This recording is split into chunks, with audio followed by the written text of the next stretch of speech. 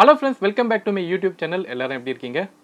இன்னைக்கு ஒரு news paste ஸ்டோரியை தான் நம்ம பார்க்க போகிறோம். நிறைய பேர் இப்போயே கமெண்ட் பண்ண ஆரம்பிச்சிட்டிங்க. அது எதை பற்றி அப்படின்னா, இந்தியாவுக்கு ஒரு மிகப்பெரிய ஜாக்பாட் அடிச்சிருக்கு அப்படின்னே சொல்லலாம். ஏன்னா நம்ம வேர்ல்டு வைட் அப்படின்னு பார்த்தாலே லித்தியம் ப்ரொடியூஸ் பண்ணுற கண்ட்ரி அப்படின்னு பார்த்தீங்கன்னா ரொம்ப குறைவான கண்ட்ரி தான் வந்து லித்தியமை வந்து ப்ரொடியூஸ் பண்ணுது.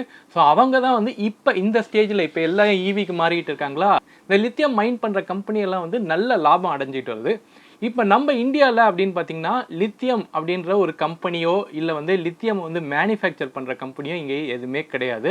ஈவன் மைனிங் அப்படின்னு பார்த்தீங்கன்னா இந்தியாவில் வந்து ஜீரோ மைனிங், லித்தியம் வந்து நம்ம இங்கே ப்ரொடியூஸ் பண்ணுறதே கிடையாது. ஸோ அப்படி இருக்கும்போது நமக்கு ஒரு ஜாக்பாட் அடிச்சிருக்கு இந்த டைமில். அதுவும் கரெக்டாக ஒரு ஜாக்பாட் அடிச்சிருக்கு. அது என்ன அப்படின்னு பார்த்தீங்கன்னா, ஜம்மு காஷ்மீரில் லித்தியம்கான ஒரு மிகப்பெரிய ஒரு மைனிங் பாசிபிலிட்டி இருக்குது அப்படின்ற ஒரு சர்வே ஒன்று நடந்திருக்கு. ஸோ அது விஷயமான நியூஸ் தான் நம்ம இன்றைக்கி பேச போகிறோம். நம்ம வீடியோவை இப்போ தான் நீங்கள் ஃபஸ்ட் டைம் பார்க்குறதா இருந்தால் சப்ஸ்கிரைப் பண்ணிக்கோங்க. கூடவே அந்த பெல் ஐக்கானை கிளிக் பண்ணிங்கன்னா நான் போடுற ஒவ்வொரு வீடியோவுக்கும் உங்களுக்கு அப்டேட்ஸ் வரும். இப்போ வாங்க லித்தியம் மைனிங்கை பற்றி பார்ப்போம்.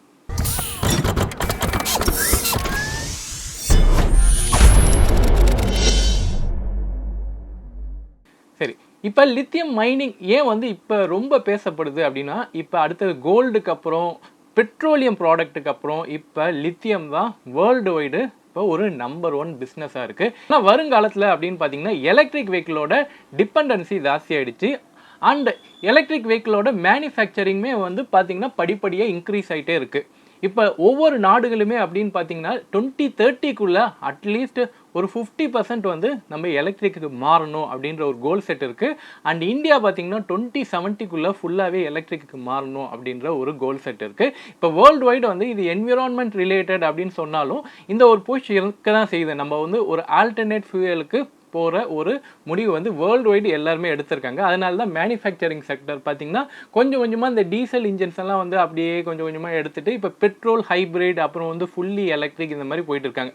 சரி, நீங்கள் இப்போ பெட்ரோல் ஹைப்ரிடாக இருக்கட்டும் சரி, இப்போ ஃபுல்லி எலக்ட்ரிக் வெஹிக்கிளை கொண்டு வரதா இருந்தாலும் சரி, இதுக்கு மூலப்பொருள் அப்படின்னு பார்த்தீங்கன்னா இந்த லித்தியம் தான். நமக்கு எல்லாருக்குமே தெரியும். இப்போ எலக்ட்ரிக் வெஹிக்கிளில் முக்கியமான பேட்ரி அப்படின்னு பார்க்கும்போது இந்த பேட்டரியில் முக்கியமாக யூஸ் பண்ணுற பொருள் அப்படின்னு பார்த்தீங்கன்னா லித்தியம் பேஸ்டு பேட்டரி தான் யூஸ் பண்ணுறோம். இந்த லித்தியம் பேஸ்டு பேட்டரியை நம்ம எலக்ட்ரிக் வெஹிக்கிளில் தான் யூஸ் பண்ணுறோமா அப்படின்னு கேட்டிங்கன்னா இல்லை. நம்ம யூஸ் பண்ணுற மொபைலாக இருக்கட்டும், லேப்டாப்பாக இருக்கட்டும், அண்ட் ஈவன் யூபிஎஸ்ஸாக இருக்கட்டும், இது எல்லாமே வந்து நம்ம லித்தியம் பேஸ்டு பேட்டரி யூஸ் பண்ண ஆரம்பிச்சிட்டோம். ஸோ இதுக்கான தேவைகள் அப்படின்னு பார்க்கும்போது வேர்ல்டு வைடு வந்து ரொம்ப பிரம்மாண்டமாக இருக்குது அப்படின்னு சொல்லலாம். ஸோ இந்த நிலைமையில தான் நமக்கு வந்து லித்தியம் மைனிங்கான ஒரு பாசிபிலிட்டி ஜம்மு காஷ்மீரில் கிடைச்சிருக்கு அப்படின்னு சொல்கிறாங்க. ஜம்மு காஷ்மீரில் ராசி அப்படின்ற ஒரு டிஸ்ட்ரிக்டில் நமக்கு பியூர் லித்தியம் கிடைக்குது. ஜியாலஜிக்கல் சர்வே வந்து இப்போ ரீசெண்டாக இவங்க வந்து அறிவிச்சிருக்காங்க. இது ஒரு மிகப்பெரிய ஒரு உலக நாடுகளையே வந்து திரும்பி பார்க்குற அளவுக்கான ஒரு பெரிய நியூஸ் அப்படின்னே சொல்லலாம். சரி, இதில் ரொம்ப ஸ்பெசிஃபிக்காக சரி இதுக்கு முன்னாடி நம்ம வந்து லித்தியம் மைனிங்கான சர்வே வந்து நம்ம பண்ணலையா அப்படின்னு கேட்டிங்கன்னா, நம்ம இந்தியா ஃபுல்லாக இந்தியா மட்டும் இல்லை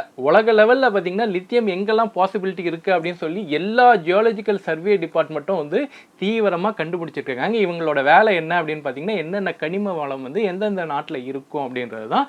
ஸோ நம்ம நாட்டோட ஜியாலஜிக்கல் சர்வே படி நம்ம 1991லேயே வந்து நமக்கு வந்து லித்தியம் பாசிபிலிட்டி இருக்குது அப்படின்னு சொல்கிறாங்க. பட் அதுக்கான நியூஸ் நான் வரேனே. பட் நம்ம ஜம்மு காஷ்மீரில் மட்டும்தான் இந்த லித்தியம் இருக்கா அப்படின்னு கேட்டிங்கன்னா அது கிடையாது. நம்ம வந்து சில இடங்கள்லையும் நம்ம வந்து கண்டுபிடிச்சிருக்கோம். எங்கே அப்படின்னு பார்த்தீங்கன்னா ராஜஸ்தானில் ஒரு சில இடத்துல இருக்குது அப்படின்னு சொல்கிறாங்க. அப்புறம் கர்நாடகாவில் ஒரு சில மைனிங் பாசிபிலிட்டி இருக்குது அப்படின்னு சொல்கிறாங்க. ஆனால் அங்கெல்லாம் வந்து நம்ம இன்வெஸ்ட்மெண்ட் பண்ணாலும் நமக்கு வந்து அந்த அளவுக்கு லித்தியம் பாசிபிலிட்டிஸ் இல்லை. லித்தியம் வந்து ரொம்ப குறைவாக தான் கிடைக்குது. இப்போ ஜம்மு காஷ்மீரில் என்ன ஸ்பெஷாலிட்டி அப்படின்னு பார்த்தீங்கன்னா, இங்கே வந்து ரொம்ப அதிக அளவில் லித்தியம் வந்து எடுக்கலாம் அப்படின்ற ஒரு சர்வே இருக்குது. இன்னும் இதோட சைஸிங் எவ்வளோ, இதோட ரிசர்வ் எவ்வளோ அப்படின்றது இன்னும் பக்காவாக தெரியல. இன்னும் அதுக்கான சர்வே போயிட்டு தான் இருக்குது. வேர்ல்டுலேயே ஃபர்ஸ்ட் அப்படின்னு பார்த்தீங்கன்னா சில்லியில் தான் வந்து நமக்கு 8 மில்லியன் டன்ஸ் வந்து அங்கே லித்தியம் பாசிபிலிட்டி இருக்குது அப்படின்றாங்க. இப்போ இங்கே எவ்வளோ கண்டுபிடிச்சிருக்காங்கன்னா பார்த்தீங்கன்னா 5.9 மில்லியன் டன்ஸ் வந்து இங்கே கண்டுபிடிச்சிருக்காங்க. அதுவும் ஜம்மு காஷ்மீரில் ராசி அப்படின்ற டிஸ்ட்ரிக்டில். நார்மலாக நமக்கு லித்தியமோட கிரேடிங் அப்படின்னு பார்த்தாலே 200 ppm தான் வந்து நார்மலான ஒரு நல்ல ஒரு லித்தியம் அப்படின்னு சொல்லலாம். ஆனால் நம்ம ஜம்மு காஷ்மீரில் இங்கே எவ்வளோ ppm பார்த்தீங்கன்னா 500 ppm கிடச்சிருக்கு. பார்ட்ஸ் பெர் மில்லியன் அப்படின்னு சொல்லுவாங்க. ஸோ இது வந்து அதிக குவாலிட்டியில் ஹை கிரேட் நமக்கு லித்தியம் வந்து நம்மளோட ஜம்மு காஷ்மீரில் ராசின்ற டிஸ்ட்ரிக்டில் கிடைக்க போகுது அப்படின்ற ஒரு தகவல் இருக்குது. இப்போ வேர்ல்டு வைடு பார்த்தாலே நமக்கு வந்து 5.9 மில்லியன் டன் வந்து நமக்கு இங்கே கிடைக்குது அப்படின்னு. பட் இது வந்து ஒரு தோராயமாக சொன்ன அளவு தான். பட் இதுக்குள்ளே எவ்வளோ புதைஞ்சிருக்கு அப்படின்றது தெரில. பட் இதில் வந்து இன்னும் ஆய்வுகள் போயிட்டு இருக்குது. இது வந்து நார்மலான ஒரு ஃப்ளாட் தளத்தில் இது கிடைக்கல. இது வந்து ஒரு மவுண்டெயின் இடத்துல தான் இருக்குது. ஹிமாலயான ஒட்டி இருக்கிற பகுதியில் தான் இது கிடைச்சிருக்கு.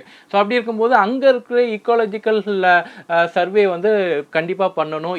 இதுக்கான மைனிங் வந்து ஃபஸ்ட்டு இது டெக்னாலஜி எப்படி ஒர்க் ஆகும், இந்த மைனிங் எப்படி பண்ணுறது அப்படின்னு பல கட்ட ஆய்வுகள் இது நடக்கும். ஓகேவா? ஸோ இதெல்லாம் வந்து வரதுக்கு இன்னும் கொஞ்சம் டைம் எடுக்கும். பட் நம்ம இந்தியாவுக்கு பார்த்தீங்கன்னா இது வந்து ஒரு மிகப்பெரிய புதையல். இன்னொன்று, இந்தியா கிட்ட இப்போ நம்ம கிட்ட இதுக்கான டெக்னாலஜி, இது மைனிங் பண்ணுறது. இப்போ லித்தியம் வந்து நம்ம நார்மலாக அயன் எடுக்கிற மாதிரியோ கோல்டு எடுக்கிற மாதிரியோ இதை வந்து எடுக்க முடியாது. இதுக்கான மைனிங்கான ப்ராசஸ், இதுக்கான டெக்னாலஜி அப்படின்றது இந்தியா இன்னும் அடாப்ட் பண்ணல. ஓகேவா? ஸோ இதுக்கு வந்து நம்ம மற்ற நாடுகள்லாம் எப்படி பண்ணுறாங்க இதெல்லாம் வந்து ஆய்வுகள் பண்ணி அதுக்கப்புறம் நம்ம மைனிங் ஸ்டார்ட் பண்ணோம். ஸோ இதுக்கான ப்ராசஸ் வந்து கொஞ்சம் டிலேயாக தான் ஆகும். இதோட டெக்னாலஜியை ஃபஸ்ட்டு இந்தியா கண்டுபிடிக்கணும். இது இல்லாமல் நான் ஆல்ரெடி சொன்ன மாதிரி இவங்க வந்து 1991-92 கிட்டேயே வந்து ஜம்மு காஷ்மீரில் இந்த மாதிரியான ஒரு நமக்கு லித்தியம் மைனிங்கான பாசிபிலிட்டிஸ் இருக்குது அப்படின்னு சொல்கிறாங்க. ஸோ இதுக்கான பொலிட்டிக்கல் சினாரியோ இது வந்து இப்போ சொல்ல வேணாம்னு நினச்சாங்களோ என்னமோ. பட் நமக்கு வந்து இந்த விஷயத்தை வந்து ரொம்ப நாளாக பண்ணிகிட்டு இருக்காங்க, ரொம்ப நாளாக ஆய்வு பண்ணிகிட்டு இருக்காங்க. இப்போ தான் வெளியிட்டிருக்காங்க. ஓகேவா? இது வந்து கிட்டத்தட்ட ஒரு 10-15 வருஷமாகவே இதுக்கான ஆய்வு பணிகள் போயிட்டு தான் இருக்குது. ஸோ இப்போ நமக்கு டிமாண்ட் இருக்குது. இப்போ வந்து நம்ம சீக்கிரமாக இப்போ அடுத்து போன ஒரு 5 இயர்ஸ்லேருந்து அப்படின்னு பார்த்தீங்கன்னா எலக்ட்ரிக் வெஹிக்கிளுக்கான அப்ரோச் நம்மளோட இந்தியன் கவர்மெண்ட் வந்து எலக்ட்ரிக் வெஹிக்கிளுக்கான அப்ரோச் பார்த்தீங்கன்னா ரொம்ப ஃபாஸ்ட்டாக க்ரோ ஆகிட்டு இருக்கு. இந்தியாவோட இலக்கு அப்படின்னு பார்த்தீங்கன்னா 30% வந்து ப்ரைவேட் சைடில் நம்ம எலக்ட்ரிக் வெஹிக்கிள்ஸாக மாற்றணும். அண்ட் 70% வந்து கமர்ஷியலைஸில் வந்து எலக்ட்ரிக் வெஹிக்கிளாக மாற்றணும். அண்ட் கவர்மெண்ட் செக்டரில் பார்த்தீங்கன்னா கிட்டத்தட்ட 90% வந்து எலக்ட்ரிக் வெஹிக்கிளாக மாற்றணும் அப்படின்ற ஒரு திட்டத்தில் போயிட்டுருக்காங்க. 2070க்குள்ளே 100% ரீச் ஆகணும் அப்படின்ற ஒரு இலக்கோட போயிட்டு இருக்காங்க. ஸோ அப்படி இருக்கும்போது இந்தியாவுக்கு லித்தியம் அப்படின்றது ஒரு மிகப்பெரிய புதையல் அப்படின்னே சொல்லலாம். இப்போ லித்தியம் அயன் நமக்கு கிடைக்கிறதுனால நமக்கு லித்தியம் பேட்டரியோட ப்ரைஸ் குறையுமா அப்படின்ற ஒரு மிகப்பெரிய கேள்வி இருக்குது. இதை நீங்கள் சொல்லுங்கள். இப்போ நமக்கு லித்தியம் அயன் கிடைச்சிருக்கு. ஸோ லித்தியம் அயன் இல்லாமல் நமக்கு வந்து பெட்ரோல் எல்லாமே கிடைக்கிது. ஓகேவா?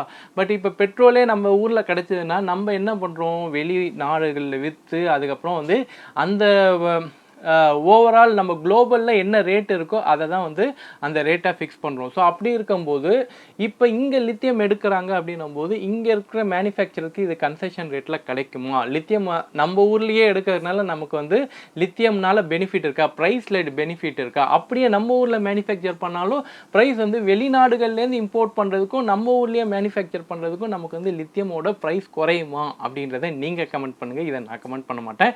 ஏன்னா இதில் நிறைய பாலிட்டிக்ஸ் வந்து இன்வால்வ் ஆயிருக்கு.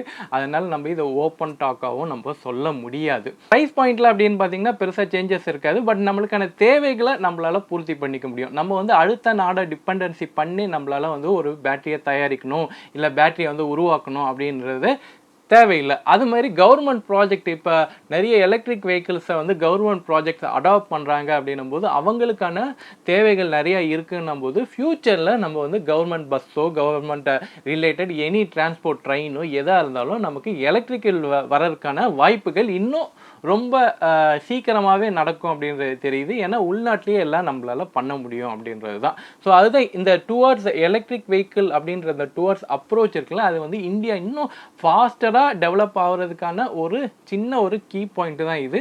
ஸோ இதை எப்படி வந்து இந்தியா யூஸ் பண்ணிக்க போகுது அப்படின்றது ஃபியூச்சரில் நம்ம பார்ப்போம். இந்த லித்தியம் பேஸ்டு நியூஸை பற்றி நீங்கள் என்ன நினைக்கிறீங்க அப்படின்றத கமெண்ட் பண்ணுங்கள். See you on next video. Until then, bye bye from Divakar. Bye bye.